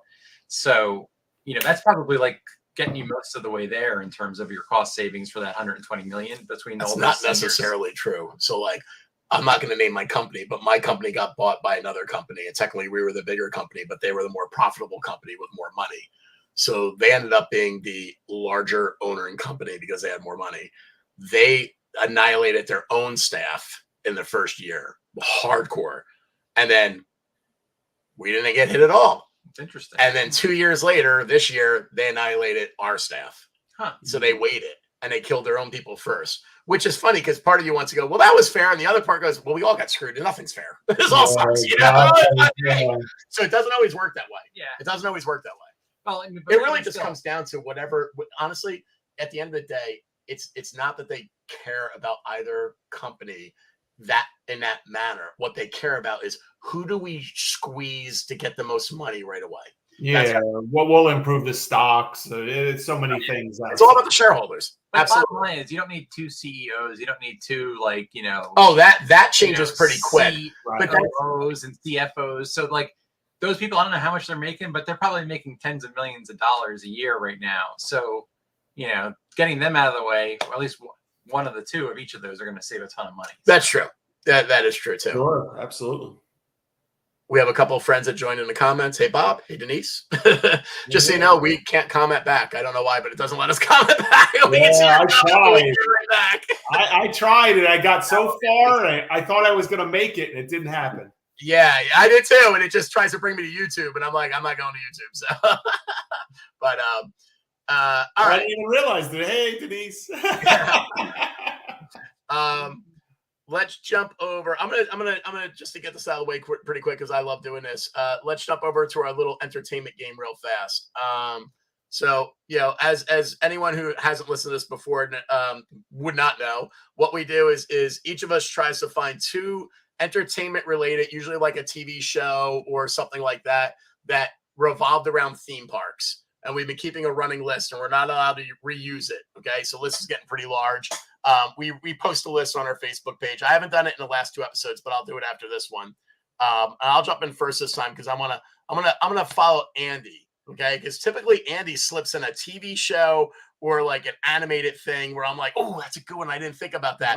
I've been coming with backup because everyone's been coming up with good ones. I'm like, oh, I better have a backup. I do too. I have backups too. However, I like these two so much that's why I'm going first because I'm like, I don't want someone to be like, I don't want Scott to be like, oh, I did this. And I'm like, oh, I have to go to my backup because I like these two. And they're so, I can't believe we missed this one. My first one is Cartman Land. Oh, I have it down. I got it down. I'm like, when do I use Cartman Land? One of my favorite episodes. I love it. I love it. Season 5, episode 6. Cartman hates theme park lines. Cartman inherits like $1 million, so he buys the local theme park so no one else can ride the rides but him. Only him. However, nobody's there to like run the rides or maintain the rides or do anything. So he's like, he's trying to get this one guy, this maintenance guy, to like run the rides for him. And he's like, well, I'll give you free rides. And the guy's like, I don't care. I want money. Why don't you just let 5 people in every day and that'll cover my salary? And he goes, okay. So now it's Cartman and 5 people. But then they want food. The people coming there. So he's like, well, you got to let 5 more in so you can cover the food. Okay. So as you can see, by the time we get to the end of the episode, he's got to let 10,000 people keep the park running, which now he's angry as shit. But it is so funny to see little fat Cartman in the beginning of that when he first buys the park and be like, yay, nobody else gets to ride. And it's great because, all of us that work in a park, the worst thing for us is to go to another park and wait on a line. None of us want to do it. Exits, So I felt it. I was like, oh man, that would be awesome, And your timing's great because when he goes over his hatred of the lines, it's themed, if you remember, to the Grinch. Yeah, absolutely. See, you do. Yeah, man. My next one, I'm gonna impose the vacation rule that this show, we can't use any other episodes because what I'm about to say encompasses multiple episodes. Oh. But another animated favorite of mine, Bob's Burgers, has Wonder Wharf, which is like their version of Seaside or Wildwood. And it's a full amusement park on a pier that is literally right connected to where Bob's Burgers burger joint is. And multiple episodes, they end up having like adventures in the Wonder Wharf amusement park. There's one where they find a whole secret ride, a dark ride hidden underneath, but they find dead bodies of the mechanics and stuff in it. There's so many good episodes with really macabre shit in the amusement park industry that crack me up. But constantly the people that own the park, it's the 2 brothers that also Bob pays rent for. Okay. And he basically pays rent to the one, but 2 of them own the park, and the one's always trying to scam and sell the park from the other. So there's a lot of episodes where they're all park centric and they're kind of screwing each other. The main one that I would quote is called Wharf Horse, or How Bob Destroys the Town. Season 4, episode 21. Motivated by the promise of a beachside burger restaurant, Bob's helps Felix, which is the one owner, talk to Mr. Fishoder, which is the other, into selling Wonder Wharf. But there's so many Wonder Wharf episodes that are all revolving around amusement parks, and I was like, oh, I got to bring up Bob's Burgers and Wonder Wharf. So those are my 2. All right, Peluso, I feel like I screwed you since I took the one, so I'll let you go next. Oh, no, all good. I got a whole running list, and I wish I would have thought to do it this time around because of the Grinch. As you were saying, and I was like, ooh, that's good timing because of the Grinch. I always think about it more as Halloween because I love when he's going through the spook house and Butters gets upset that the spook house isn't going. And when he goes through, every time I go through a haunted house, he's like, ooh, I'm so scared. I always do that line, Oh, yeah, no, it's fantastic. Fantastic. I love it. Highly recommended. Nobody's seen Cartman Land. And there are multiple South Park episodes, so we'll just leave it at Cartman Land for now because I have others on the list, of course. Yep. South Park, I only did the one because you're absolutely right. There's other amusement parks, so that doesn't. But with Bob's, it's just one park. Yeah, so it's I mean, it's a cheat if we each talk about the same damn park, Exactly. I'll do The Sopranos and the one episode of The Sopranos where they go to Ride Land, which I was doing a little research. I didn't notice where it was. I don't think it really matters, but it's fantastic. It's the one where Johnny Soprano, Tony's father, is taking his daughter Janice to the carnival, and he's like, "Why can't I go? Why?" All the mobsters were bringing their daughters to the carnival because it was actually a secret fencing operation. But the best, if you're not familiar with it, please watch it because they even drag a clown out. The clown was in on it too. It's fantastic. It's so good. They're pulling the clown's cuffed behind the back. He's got the big rainbow. It's fantastic. You got to check it out. And they have a couple episodes, so I'll just leave it at Ride Land. And I believe the episode is called The Ride because Tony actually he sneaks in the trunk of the car, and that's how you're seeing it all from his point of view, how it all unfolds, and his father's arrested along with the clown, and Junior, I think, was also grabbed in that one as well. Fantastic episode. Definitely check it out. And then I'm going to go with something a little different because it just happened last weekend. Anybody who was watching football or hasn't seen it, go to YouTube. Tyreek Hill, the cheetah, scored a touchdown and did an awesome celebration with the other Dolphins. Go just watch it. Fantastic. Not only did they do a roller coaster scenario, lap bar check included. Like, definitely check it out. You guys will love it. They did an awesome job. They're definitely fans. You can tell they're fans of theme parks because they even got the lap bars in there. So, yeah, highly encourage you to check that out. Chris, find that one on YouTube and then send it to me. Yeah, no, absolutely. I'll grab it. Yeah, I'll grab it. It's fantastic. Cool. I feel like I let Scott go first last time, so you're going last. So he'll go last. Yeah. Let me go for that. And he's like, you're going last. I always go last. No, last time Scott you likes going last. Yeah. All right. Well, Yeah, I came up with two that I'd never heard of before this week. Both seem to be teen dramas. First one is a series that actually aired on MTV in 2014 for 8 episodes called Happy Land. Yes. That I'm pretty sure we haven't mentioned before. Happy Land is filmed in a small amusement park called Scandia Family Fun Center in California.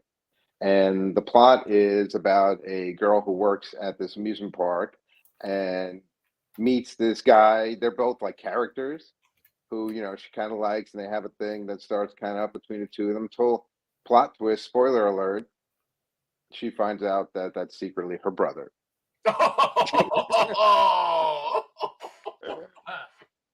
So if you're into teen amusement park incest, this sounds like it might be your series.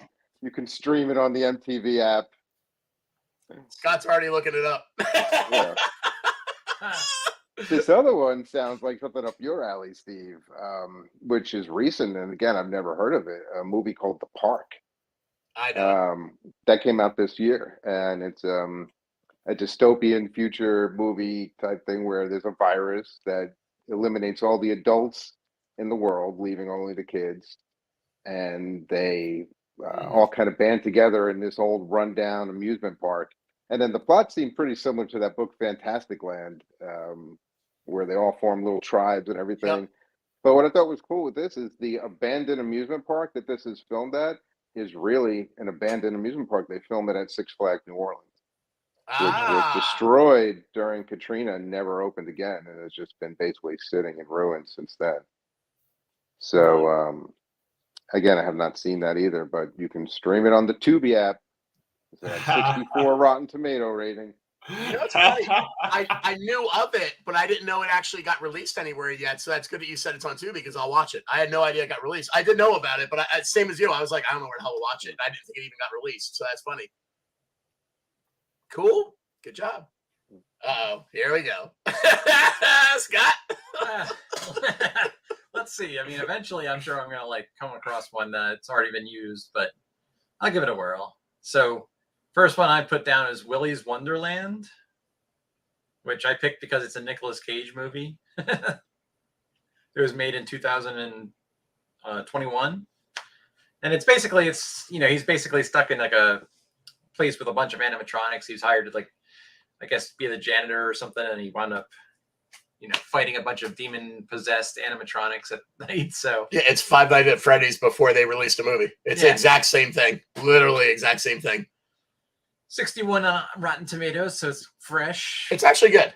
It's actually good. Yeah, I have seen it. It's really good. It's one that's like Peluso. It's on my list. I was like, that's an easy backup, and I knew one of you would pick it before I ever got to it. So yeah, no, I had Andy's on there too. I was actually working there at the time when that came out, and I wanted to cry because I think that's I don't know. It's definitely been a dream of mine to do an actual sitcom or show, you know what I mean, that involves a theme park. And I gotta say, if it was even executed well, it wouldn't have been that upsetting, but it was not very good.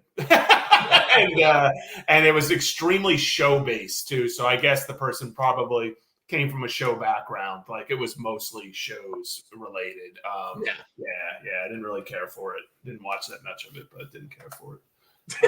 And a little heartbreaking, yes. Yeah. And the other one I came up with was 2013 Scream Park.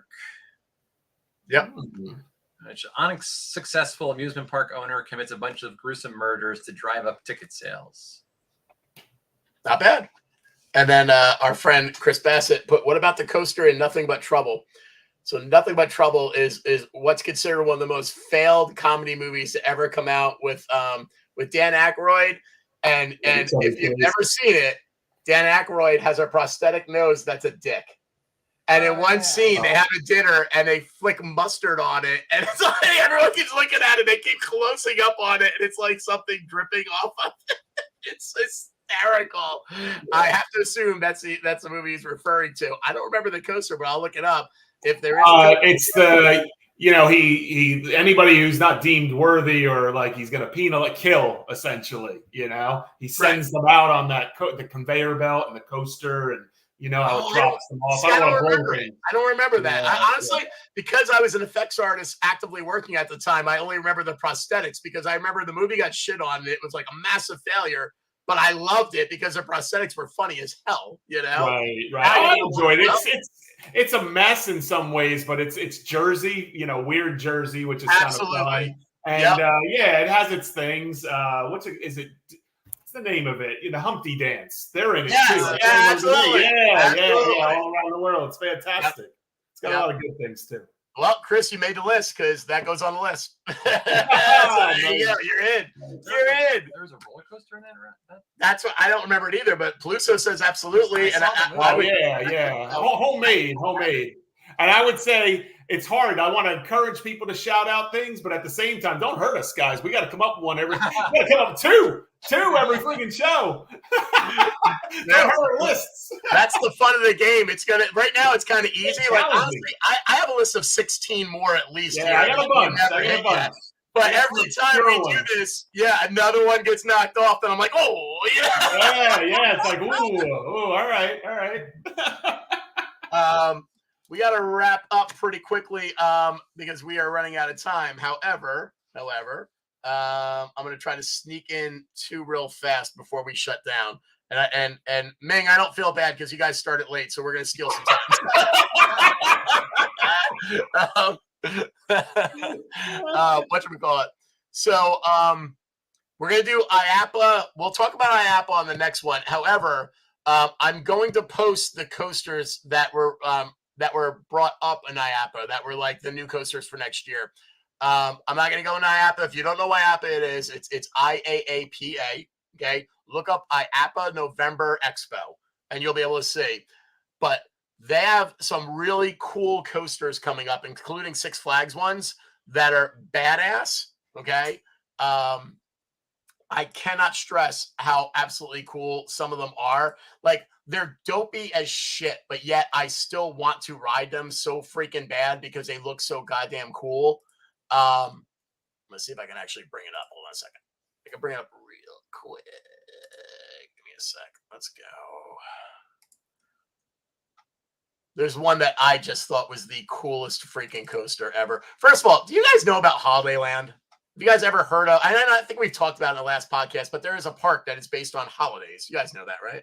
It sounds familiar, but I feel like we talked about it briefly. But we have. I've never gone there, but the more I hear about what they have, the more I want to go. Just because it seems like they're a park that doesn't aim to have the fastest or the biggest coasters, but the coolest looking and the funnest. And they're opening up a Thanksgiving coaster. And you're riding a big turkey. You are riding a gravy boat. Look at that thing! Look at that thing, man! I want to ride it. That is the coolest design. That's great. There are some designs that are really, really, really badass here. Here, let me bring up a Six Flags. See, that should be their log flume. Andy. Gravy. It's like you're reading my mind. So I don't know how to pronounce it. Quidda, Qiddya. It's obviously in a country outside of the United States. Okay, they are building a Six Flags park and they are going to build their own very unique log flume. And let me share my screen. I'm starting to get the hang of this now. Only took 3 years. I know. So this is the front of their flume, their flume car, and that's the side. It's pretty badass. It's a reed boat. Yeah, it's pretty badass though, man, because it all looks like an old school, that's great. fat work boat. I'm like, that's great. cool, man. I like that. That's really cool. You know, Andy, I have a soft spot for the flumes, so Mm-hmm. So, but we'll talk a little bit about IAAPA next time. IAAPA's worth talking about simply because if you don't know what it is, they have an expo, and all of the basically big amusement parks will come out, and they will actually show what they'll put like a sample of the train, like all the cars and stuff in the expo, so you get to see what everything's going to look like, and it is pretty cool. We're going to do some really, really fast news, and then we're going to close out. Chris, I think you have something about Orlando, don't you? Oh yeah, we're way over, but some people had a real nice Thanksgiving treat. Rip Ride Rocket, if anybody's familiar with that, in Universal Orlando, stopped. It looks like at the Crown, and it was people were stuck up there, kind of lounging. I guess they were lounging on Thanksgiving, so that's not so bad. They were laid back, for about an hour. It just sat there.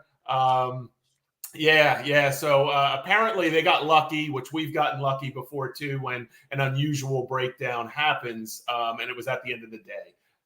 So yeah, they kind of cleared the park. So information as far as how clear, it was hard to tell whether they just pushed it over, got it going, or what. But it sounded like people said, "Hey, we heard the car going over." Eventually, after about an hour, it finally went, but they had to call fire. I think they called it a technical rescue is what it was referred to as, the fire department. But yeah, it's not clear on whether they were taken off. And to be honest, in an hour, I don't think you could. I would try to share, but I've never actually done that before. So I'm not going to mess with that. Andy, 3 years and I learned. Exactly. Don't learn. Well, I see it here, present, and but I'm not seeing my actual picture that I have up. Now click present, and then share screen, then click window, the tab in the middle. Oh, okay, there we go. All right, and then click on the one where you have your thing. Yeah. How's that? You seeing it? There it is. Yeah. So as you can see, it's like, I think maybe if it were a little lower on this lift, that would probably be, I would hope anywhere we have the chain, you would have some sort of controlled area, still difficult. But as you can see, it's like kind of up, going, curving a little bit. So I don't know, maybe that posed the problem. But I think they probably must have gotten it going and gotten it over the edge, because there's no way you're unloading that with the fire department in an hour, because the fire department got there probably you figure like 30 minutes or something like that after it was called in, 20 minutes after. Yeah. So good Thanksgiving treat for some folks, and nothing wrong with that. You decide to hit the park on Thanksgiving, and you get stuck. Fun. Whatchamacallit? I have one that I'm gonna wait till the next one on, and then this is gonna be my last one. I'm gonna throw it real fast. You guys can look this up. I'm not gonna show the picture, but it's all over the internet. So mom starts debate after photo captures her breastfeeding baby on Disney ride. Her comment, "Come on, man, we're all humans." Right. Can't argue with that. We are humans. But I don't usually take a piss on the ride, though, either. Yeah, I know, right. to give you a quick recap without reading the article in any way, this lady went to Epcot, okay, and she's from Georgia, and she has 2 kids. One's 3, one's 1, and it was their first time ever experiencing Disney. And they went on one of the, the tamer log flumes, basically. And so the 1-year-old was just grabbing, like, I want a drink. And she's like, all right, well, we're in the dark, and it's easier if I just let her drink than if I, push, right, like, hold her back. So she went ahead and let her start breastfeeding, or him. I'm not sure if Poppy, I don't know if that's a boy or a girl. And right, and it was right at the photo spot. So I got the photo, and it's very clear. It's everywhere.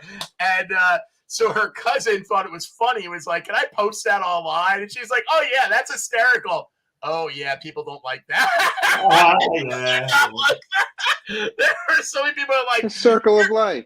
Sure, it was an emergency. Sure, it was an emergency. of Yeah. course, the Puritans are like, the baby could have died. The baby could have flown out of her hands. How's that baby not in a restraint? And it's one of those, it's like a regular log flume. There's no real restraints or anything. And she was very, like, her comments are really funny where she's like, I don't really understand why people are pissed off. Like, this is a really calm ride, and it was easier than the kids screaming. Wow. And actually, I have yeah, I more was gonna control say. over the baby. Yeah. Yeah, Well, better than having to how listen to long some is kid your scream on the ride. log flume ride? What is it, maybe Exactly. 3 minutes? 4? Yeah. Tops? Exactly. You could probably have waited. You know what I mean? Like, it's funny. 20 minutes.